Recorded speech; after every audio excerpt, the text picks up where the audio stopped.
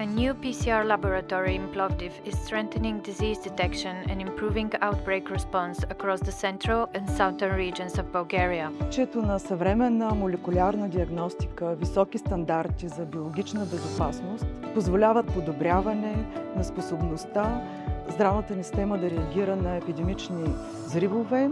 With WHO support, the laboratory was upgraded, equipped and its staff trained to ensure continuous capacity and a strong health workforce. PCR лабораторията малките отклонения могат да имат големи последствия. Последователността означава, че всяка проба преминава през валидиран процес, независимо от обема и натовареността. The new laboratory reflects WHO's partnership with Bulgaria, strengthening diagnosis and helping protect communities, including refugees, served by the public health system. By this donation, we hope that people of Bulgaria, especially in this second largest city of Plovdiv, can live in peace of mind and knowing that their health is very well protected.